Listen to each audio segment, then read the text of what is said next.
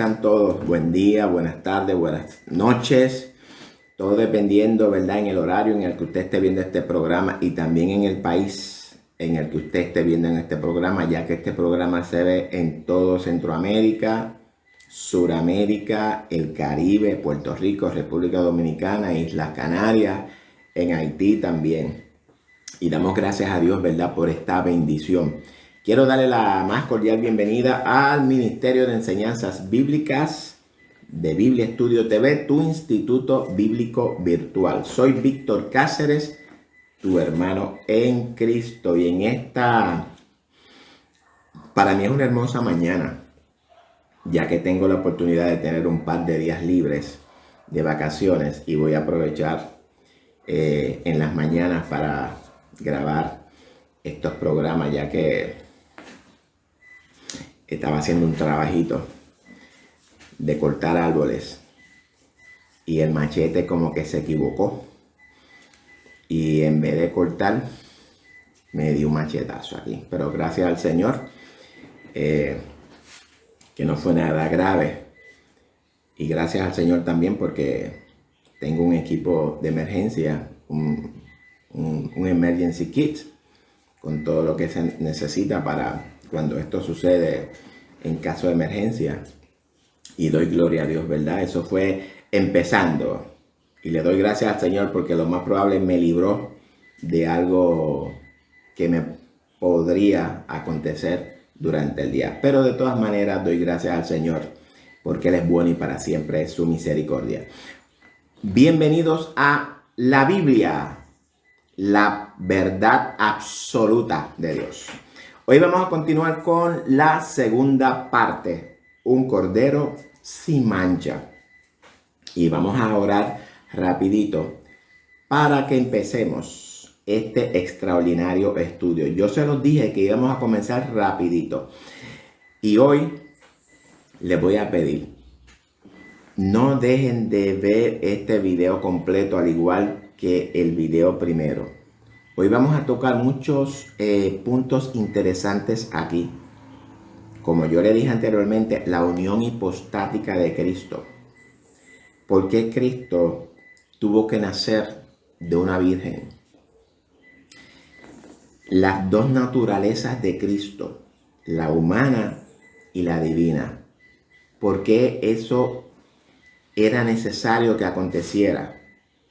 Y muchos otros temas que vamos a estar discutiendo en esta segunda parte y en la tercera parte también, ya que este estudio lo voy a tener que llevar a una tercera parte porque cada vez que empiezo en esto, pues veo más puntos interesantes y todos relacionados. Y hoy vamos a, la pregunta, vamos a dejarlo para ahorita. Esa pregunta de cómo podemos vivir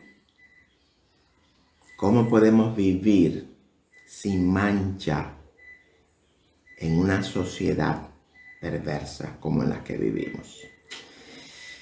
La Biblia nos enseña cómo hacerlo. Vamos a orar y ponernos en las manos del Señor, porque Él es el que nos dirige, Él es el que nos da la sabiduría, Él es el que nos da el entendimiento, el conocimiento, el discernimiento, para que su palabra pueda llegar y ser entendida en nuestros corazones. Padre, te doy gracias por tu amor, por tu misericordia y por esta nueva oportunidad que tú me permites traer el estudio de tu palabra para este pueblo, el cual amo con todo mi corazón. Tu pueblo, el cual tú amas también con todo tu corazón y quieres que tu pueblo te conozcan por medio de Jesucristo. Y este estudio es para presentar a Cristo como el Cordero sin mancha, Señor, nuestro Cordero. Te pido, Señor amado, que cada palabra que salga de mi boca sea glorificada para tu gloria, para tu honra. Que esta palabra llegue al corazón de cada uno de los que están aquí escuchando y viendo este video, los hermanos y los amigos también, Señor. Que la palabra haga la función para la cual fue enviada. Que tu palabra no retorne atrás vacía, sino que conquiste los corazones de aquellos que necesitan ser conquistados, Señor. y que reconquiste a los que necesitan ser reconquistados, Señor. Todo te doy gracias en el nombre de tu Hijo amado Jesucristo. Y te doy gracias por ser el instrumento que tú escoges para llevar este estudio, este mensaje edificante para tu pueblo, para tu iglesia, para tu cuerpo. Es en el nombre de Jesús que te doy gracias, Señor. Amén.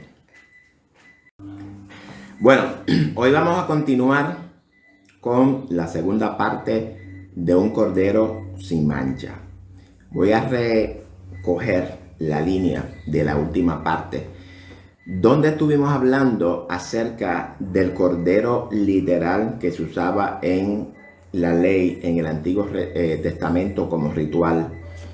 Y definimos que ese cordero tenía que ser un cordero perfecto. Dentro del concepto literal de lo que es perfecto, tenía que ser perfecto. Pero, perdón, en lo espiritual, nosotros también tenemos que ser perfectos. Dios quiere corazones perfectos delante de Él. Dice la Biblia, y esto lo pueden conseguir en Primera de Reyes y Segunda de Crónicas, y el corazón de Asa fue perfecto delante de Jehová todos los días de su vida. Aunque cuando usted va a buscar la historia de Asa, y le recomiendo que lea la historia de Asa durante su reinado, para que usted pueda entender por qué dice la Biblia que el corazón de Asa fue perfecto delante de Jehová todos los días de su vida. Aunque nuestro hermano Asa cometió graves errores en su vida. Si la Biblia dice que el corazón de Asa fue perfecto delante de Jehová, lo que quiere decir es que sí, nosotros podemos tener corazones perfectos delante de Dios. Es decir, que se puede crear un corazón perfecto delante de Dios. No es imposible. Vemos que cometió grandes errores. No voy a discutir ahora mismo cuáles fueron los errores que discutió. Pero quiero también hablar un poquito acerca del corazón de David. Dice la Biblia que David tenía un corazón conforme al corazón de Dios. Y lo mismo tengo que decir ahora. Si David tenía un corazón conforme al corazón de Dios, lo que quiere decir es que nosotros también podemos tener corazones conforme al corazón de Dios. Y eso es lo que Dios está buscando, corazones perfectos espiritualmente delante de Él. No quiere decir que nosotros seamos perfectos en lo literal, porque no hay perfectos. No hay hombres perfectos por cuanto el pecado todavía está en el mundo. Ahora sí, va a llegar el momento en que nosotros vamos a ser perfectos. Nosotros estamos en el camino de la santificación o de la perfección para irnos pareciendo cada día más transformando nuestras vidas, para llegar a ser cada día más parecido a Jesucristo, el cual es nuestro mayor ejemplo, es nuestro modelo. Y también quiero hablar entonces del corazón de Jesucristo, porque el corazón de Jesucristo era perfecto delante del Señor. Jesucristo era perfecto en hombre, en humanidad. Vivió una vida perfecta, intachable, irreprensible, santa, inmaculada, pura. Y ese es el ejemplo que Él nos da a la iglesia. Porque permítame decirle, mis queridos hermanos, cuando Cristo venga a establecer su reino, los perfectos de corazón, los limpios, como dice la Biblia, los limpios de corazón, esos son los que van a reinar con Cristo. Y es por esto tan importante que nosotros mantengamos nuestros corazones santificados para Dios. Y cuando hablo de nuestros corazones, no me estoy refiriendo al órgano, me estoy refiriendo a nuestra mente, que es el corazón bíblico, la mente. Porque todo funciona por medio de la mente. Dios se nos revela en la mente. Las concupiscencias tienen pensamientos en la mente, que son los que nos impulsan a pecar. Las tentaciones vienen por medio de la mente. Todos los deseos están en la mente. Todos nuestros sueños, todos nuestros anhelos están en nuestras mentes. El Espíritu de Dios habita en nuestra conciencia, en nuestra mente. Cuando la Biblia habla del corazón del hombre, aunque sabemos que el corazón físico está rodeado de neuronas, pero se refiere a los pensamientos del hombre, a la mente, a esa máquina perfecta que Dios hizo en el hombre. Así que, ¿verdad? Vimos que el corazón del hombre, Dios quiere corazones perfectos. Le voy a pedir que por favor comparta como siempre este mensaje para que también los hermanos, sus amigos y sus hermanos puedan disfrutar de esta enseñanza bíblica, jóvenes, porque este tipo de enseñanzas, lo voy a decir de todo mi corazón y con respeto a los maestros, a los pastores, a los líderes que tienen a cargo iglesias que enseñan la palabra, los institutos, pero las enseñanzas que nosotros traemos por medio de este canal son enseñanzas de contenido bíblico puro. Las enseñanzas que usted va a encontrar aquí no las vas a encontrar ni en el instituto bíblico, ni en la universidad teológica, ni en las iglesias. Porque en estos tiempos las iglesias han descuidado las enseñanzas bíblicas. Los institutos tienen unos enfoques totalmente diferentes, peleándose por las escuelas teológicas y todas esas cosas. Uno diciendo, no, yo prefiero esta escuela. El otro dice, yo prefiero esta escuela. El otro dice, no, yo me voy con esta escuela. Jesucristo tenía escuela. Los primeros discípulos tenían escuelas teológicas. Esos son inventos de las mentes de los hombres que surgieron sobre los años 300 y pico en adelante. La iglesia primitiva tenía un solo pensamiento teológico y era la verdad de Cristo, bíblica, el evangelio puro, el cual nosotros debemos de volver a retomar y tenerlo nuevamente, el evangelio puro. Eso es lo que yo procuro y siempre le he dicho al Señor, que si yo voy a enseñar algo, voy a enseñar lo bíblico, no lo tradicional. Bueno, ya le dije, ¿verdad? Que la pregunta que hicimos en el primer video de cómo podemos vivir sin mancha en medio de una generación perversa, esa pregunta vamos a tener la respuesta al final de este estudio. Obviamente, porque ahí vamos a resumir lo que nosotros, las características del creyente para que pueda vivir sin mancha dentro de esta generación. Porque estamos viviendo en una generación perversa, mis queridos hermanos, una generación corrupta, tanto políticamente, socialmente y clericalmente, eclesiásticamente, porque la corrupción ha invadido el sector espiritual, político, económico y todo.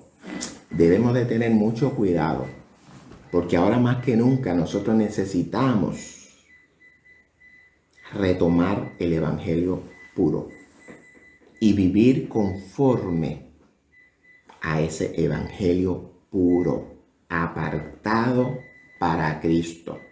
Y esto yo siempre se lo voy a volver a repetir. Nosotros debemos de vivir la vida conforme al llamamiento que Dios nos hizo. Dios nos sacó del mundo, nos santificó y nos apartó para Él. Y ese gobierno de Jesucristo en nuestra vida es en el cual nosotros debemos de vivir. Vivimos en el gobierno humano, en el gobierno del mundo. Y el Señor nos invita a sujetarnos a las leyes terrenales. Pero mi hermano, cuando esas leyes terrenales se van en contra de la ley de Dios, en contra de nuestros principios, en contra de nuestras convicciones, entonces nosotros tenemos que afincarnos en la ley de Dios, no en la ley del sistema. Que nos puede costar mucho, nos puede costar hasta la vida. Honestamente, nos puede costar el trabajo, nos puede costar la sociedad, los privilegios, como está ahora mismo aconteciendo, y por último nos puede costar hasta la vida. Pero el Señor, el ejemplo nos lo dio. Pablo también. Jesús dijo: yo soy la verdad, la vida y el camino. Nadie viene al Padre si no es por mí. Y eso es innegociable. Dios nos manda a amarlo a Él primeramente y amar al prójimo. Y cuando las leyes terrenales nos formulan leyes o mandatos que nos prohíba compartir con el prójimo, que nos prohíba asociarnos con el prójimo, amarlo, cuidarlo, protegerlo, darle ayuda, darle servicio, eso está en contra de los mandamientos de Dios, mis queridos hermanos. Tenemos que tener mucho cuidado con todo esto que está aconteciendo, esto del distanciamiento, del alejamiento, de que tú salgas de tu casa no hables con nadie, de que cuando tú salgas de tu casa no te le acerques a nadie, ni al vecino, ni a eso. Tenemos que tener mucho cuidado, porque están, mis queridos hermanos, rompiendo la ley de Dios y tratando de violar nuestras convicciones referentes al amor al prójimo. Se los voy a dejar ahí encima de la mesa para que lo analicen y lo piensen bien antes de usted obedecer todo lo que le imponen. Y vamos a volver entonces a las preguntas. Les dije que íbamos a comenzar, este estudio está basado en preguntas. Y vamos a la siguiente pregunta. ¿Cómo llama Juan el Bautista a Jesús? Vamos a leer Juan 1:29 para que veamos lo que dice Juan, ¿verdad? El Bautista, en la carta de Juan, en el Evangelio de Juan. El siguiente día vio Juan a Jesús que venía a él y dijo: he aquí el Cordero de Dios que quita el pecado del mundo. Este Juan, me gusta la actitud de Juan, porque Juan era Juan el Bautista, ¿ok? Estamos hablando de Juan el Bautista, porque estamos hablando en el Evangelio de Juan, pero estamos hablando de Juan el Bautista. Juan el Bautista tiene un carácter serio. Juan el Bautista no jugaba. Juan el Bautista no hablaba checha ni nada de esas cosas. Juan el Bautista iba al clavo, iba al grano, como dicen. Decía la verdad en la cara a quien se lo tuviera que decir. A los fariseos, a los saduceos y a todos. Y dice la Biblia que Juan alcanza a ver a Jesús e identifica a Jesús. Y dice la Biblia que Juan lo identifica como el Cordero que quita el pecado del mundo.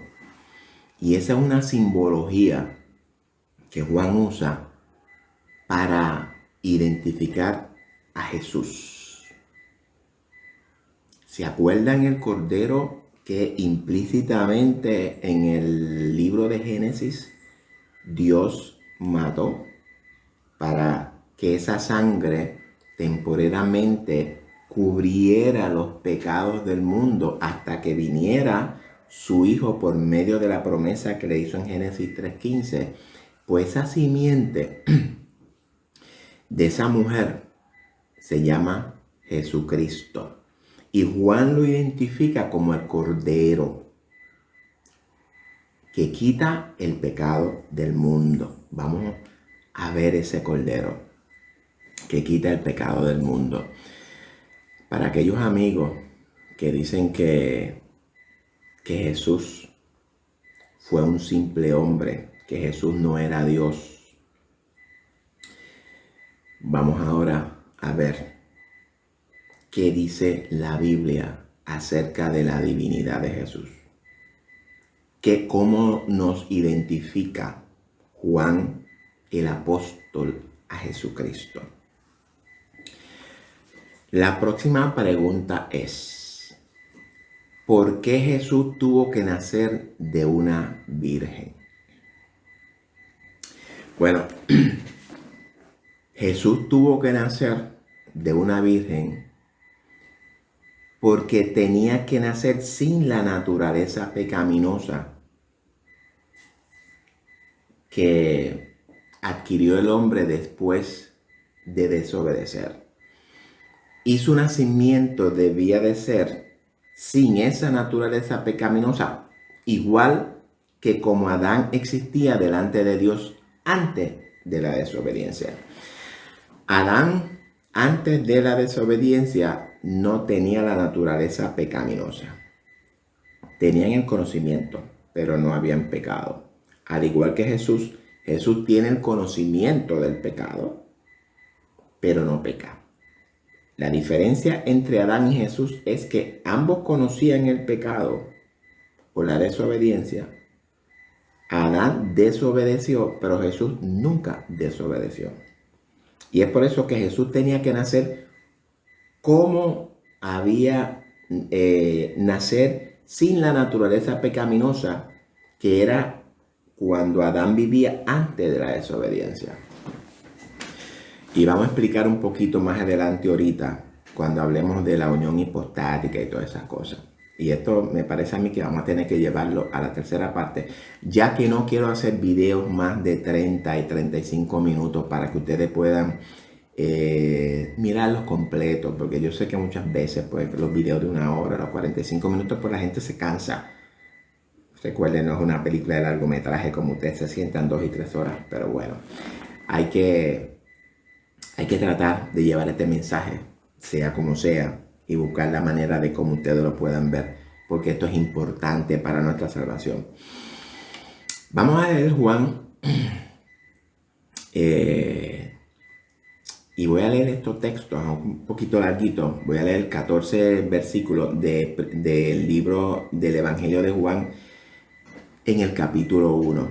Ustedes ya saben lo que Juan dice en el capítulo 1, pero quiero leerlo para aquellas personas que no tienen, ¿verdad?, tal vez el mismo conocimiento, el entendimiento, el discernimiento que ustedes tienen, y para los amigos que están viendo esto, que, ¿verdad?, no se relacionan tal vez mucho con la palabra de Dios. Perdón. Dice Juan del 1 al 14. En el principio era el Verbo, y el Verbo era con Dios, y el Verbo era Dios. Así que vemos acá cómo Juan toma y nos dice que ¿en el principio de qué? En el principio de todo, en la creación, porque obviamente en la creación es donde está el principio, ya que Dios es eterno. El Verbo era con Dios. ¿Quién era el Verbo? El Verbo es la palabra de Dios, que es, y lo vamos a ver ahorita, y dice que el Verbo era Dios. Así que estamos hablando de que el Verbo era con Dios y a la misma vez era Dios. Por ejemplo, mi palabra está conmigo, pero a la misma vez es mi palabra. La palabra y yo sale de mi propio pensamiento. Soy una sola persona. Este era en el principio con Dios. Es decir, en la creación de todo, en el origen de todo, el verbo, la palabra de Dios estaba con Dios. Todas las cosas por Él fueron hechas. Es decir, cuando usted va al Génesis, usted va a ver que Dios dice, se ha hecho tal cosa, sea la luz, y la luz fue hecha. Ese verbo, la palabra que sale de la boca de Dios, es el Hijo. Vamos ahorita para que lo puedan entender un poquito mejor. Sin Él, nada de lo que ha sido hecho fue hecho. Es decir, que todo lo que fue hecho en la creación fue hecho por el verbo, por la palabra, por el Cordero, por Jesucristo. En Él estaba la vida y la vida era la luz de los hombres. La luz en las tinieblas resplandece. Las tinieblas no prevalecieron contra ella. Las tinieblas no pueden prevalecer contra nosotros que estamos en esa luz, que era la luz del mundo. Hubo un hombre enviado de Dios, el cual se llamaba Juan, refiriéndose a Juan el Bautista. Este vino por testimonio para que diese testimonio de la luz a fin de que todos creyesen en él. Es decir, que Juan vino a hablar del evangelio. Es como cuando nosotros vamos a la calle, le hablamos a la persona y le predicamos el evangelio de Jesucristo. Es dando testimonio para que las personas crean en él, en Cristo. Dice que no era él la luz, sino para que diese testimonio de la luz. Aquella luz verdadera que alumbra a todo hombre venía a este mundo. En el mundo estaba. El mundo por él fue hecho, pero el mundo no le conoció. Y cuando hablamos del mundo aquí, estamos hablando, ¿verdad?, de toda la humanidad. Él estaba en el mundo, pero el mundo no le conoció. No lo aceptaron. A lo suyo vino, es decir, a su misión, a cumplir su misión, los suyos, y los suyos no les recibieron. ¿Quiénes son los suyos? Pues el pueblo de Judea, que era el que estaban esperando al Mesías. Y ahora el Mesías se presenta y no los recibieron, porque ellos tenían un concepto totalmente diferente de lo que era el Mesías. Ellos esperaban a un Mesías guerrero que viniera, se impusiera su reino y los librara de la imposición romana. Este es mi rey, este es el que viene a pelear por mí y los romanos se van a tener que ir. Pero ellos lo esperaban literalmente. Pero las palabras de las profecías nunca enseñaron que él venía literalmente a establecer el reino literalmente en el primera fase. ¿Por qué? Aunque sabemos que la Biblia nos enseña que Jesús viene literalmente a establecer su reino, pero no en ese momento. Él vino primero a establecer un reino espiritual. Un poquito más adelante a hablar de eso. Mas a todos los que le recibieron, es decir, a esos 12 discípulos que él llamó, más a todos los discípulos, porque debemos entender claro que cuando la Biblia habla de sus 12 discípulos, se refiere, eso es una simbología que se refiere a todos sus discípulos. Claro, habían 12 principales, pero que esos 12 representan a todos los discípulos, no solamente a 12, porque sabemos que Jesús tenía muchísimos discípulos, aunque la Biblia siempre se refiere a los 12. Mas a todos los que le recibieron, a los que creen en su nombre, le dio potestad de ser hechos hijos de Dios. Fíjate que aquí hay una situación. Los que creen en Jesucristo, dice la Biblia que nos dio la potestad de ser hechos hijos de Dios. ¿Qué es lo que nos está enseñando esta palabra? Que aunque todos somos hijos por creación, no todos somos hijos de Dios. Porque para usted ser hijo de Dios, usted tiene que creer en Jesucristo y tiene que nacer de nuevo. Antes de nada, tiene que arrepentirse de sus pecados. Los discípulos creyeron en Jesús. Y de ahí entonces que se forma la iglesia. Los cuales no son engendrados de sangre, ni de voluntad de carne, ni de voluntad de varón, sino de Dios. Así que nosotros somos hijos de Dios por voluntad de Dios, no por carne ni sangre. Es decir, que no estamos hablando de que somos hijos de Dios porque somos hijos de nuestro Padre. De la igual manera, ahora yo quiero traerte aquí, de la misma manera que la Biblia dice que nosotros somos engendrados por el Espíritu, de igual manera, cuando hablamos de la simiente, se recuerdan de Adán, que dice que la simiente de la mujer iba a aplastar la cabeza de Satanás.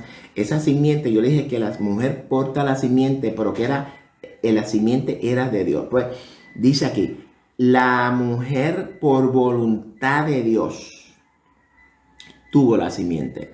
Es decir, que son engendrados por voluntad de Dios, no por voluntad de varón. Es decir, que no hubo la participación de un hombre en el nacimiento de María. Aunque la historia, ¿verdad? Vamos a ver que María estaba comprometida, pero eso es otra historia. Vamos a hablar de eso.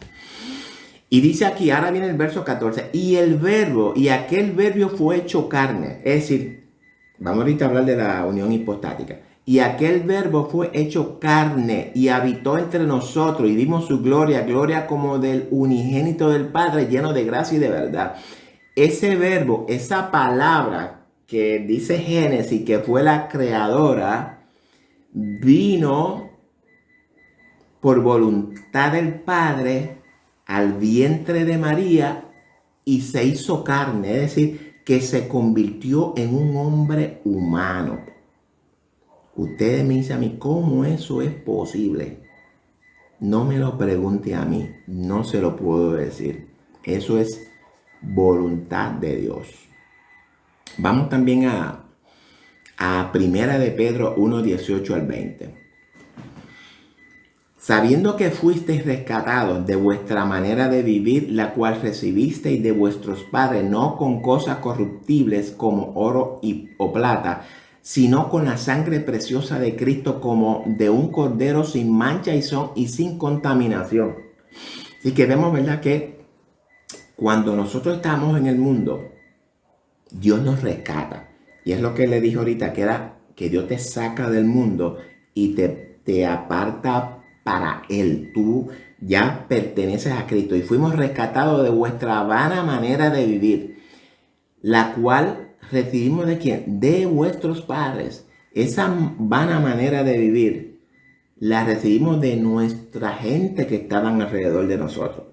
Recordemos que nuestra personalidad está formada por lo que vemos, por lo que oímos, por lo que saboreamos, por todos nuestros 5 sentidos.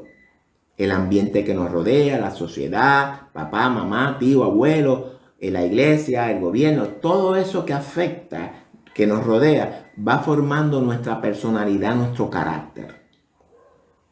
Y dice aquí que y estos eran hechos con cosas corruptibles, ¿verdad? Como el oro y como la plata. Y dice que Jesucristo nos rescata y nos cambia y nos da una personalidad nueva, pero por medio del sacrificio de la sangre preciosa de Cristo, como de un cordero sin mancha, incorruptible o sin contaminación. Santo. Un cordero sin mancha, sin arruga.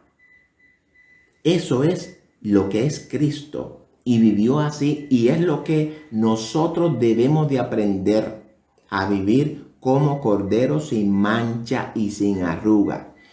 Y dice también que ya destinado desde antes de la fundación del mundo, es decir, que ya ese Cordero Jesucristo, antes de la fundación del mundo, ya estaba destinado, predestinado para que venga y se haga carne ese verbo y muera por nuestros pecados.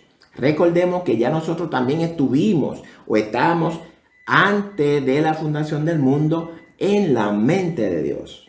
Así que Dios en su eternidad, antes de fundar el mundo, ya tenía su plan hecho, completo.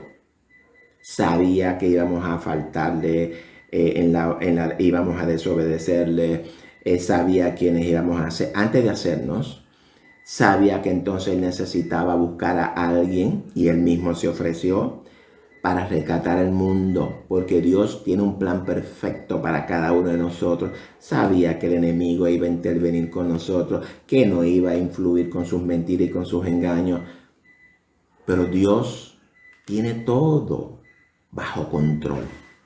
No se le escapa nada. A Dios nada le sorprende.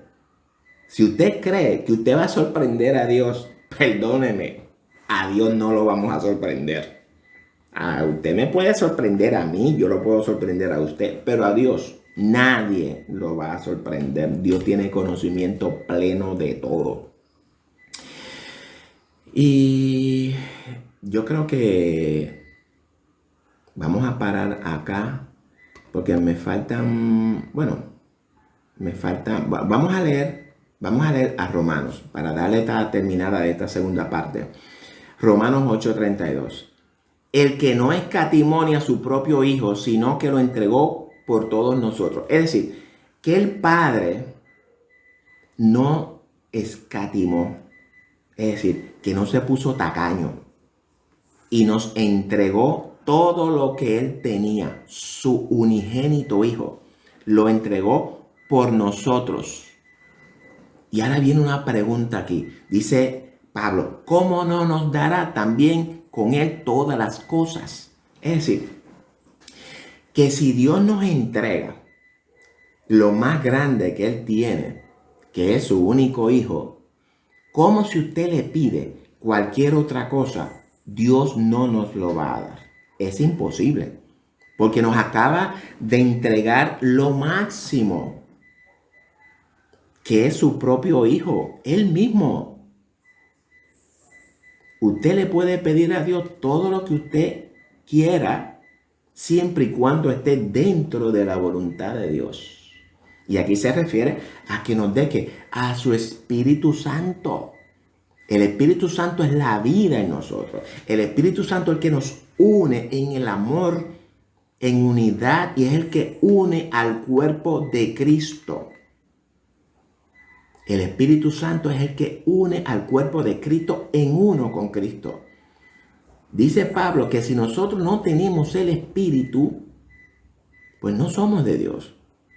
Es por esto que yo siempre le digo a las personas que me dicen a mí, no, que si el Señor no me ha bautizado con el Espíritu Santo, yo llevo 2 y 3 años en la iglesia y todavía no he sido bautizado. Mire, suelte esa vanidad, suelte esa fantasía. En el momento en el que usted de corazón acepta a Cristo como su Señor y como su Salvador, de verdad, usted es bautizado en el Espíritu Santo.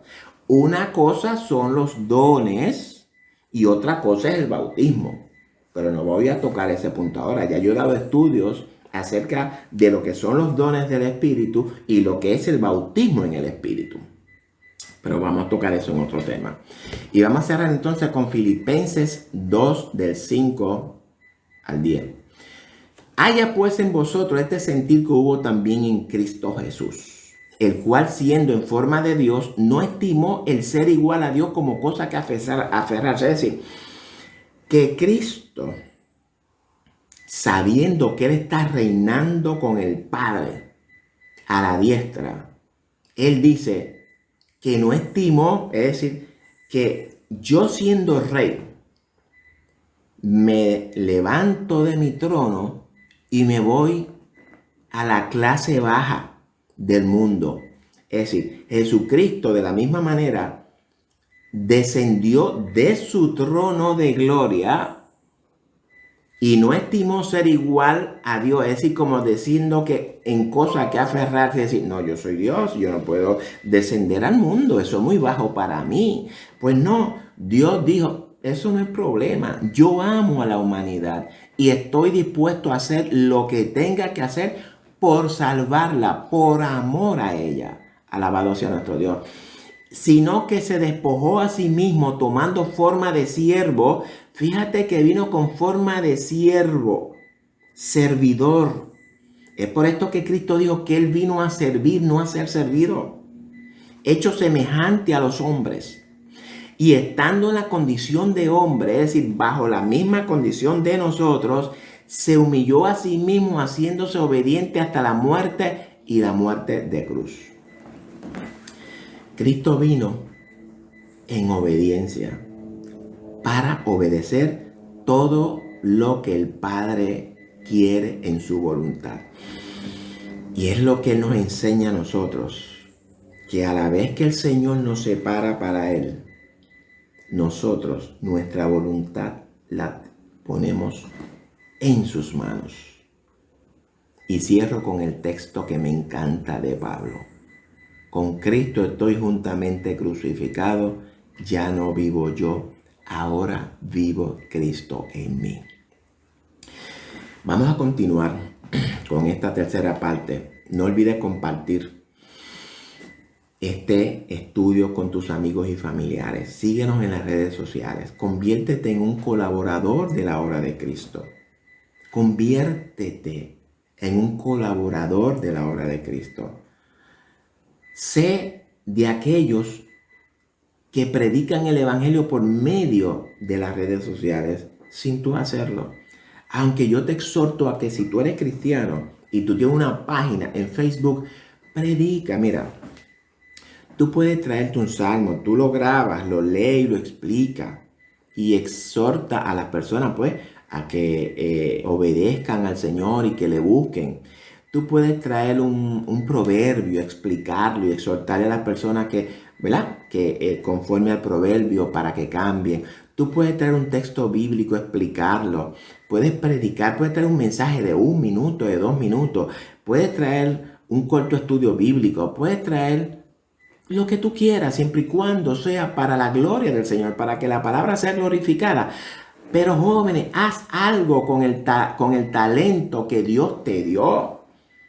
No use las redes sociales para figurear, úsala para inundar con el evangelio a todo el mundo. Esto siempre se lo voy a tener que repetir. Mañana, esta misma tarde voy a grabar otro video que vamos entonces a hablar de la unión hipostática de Cristo. Este video es teología pura. La unión hipostática de Cristo, la humanidad, la divinidad de Cristo.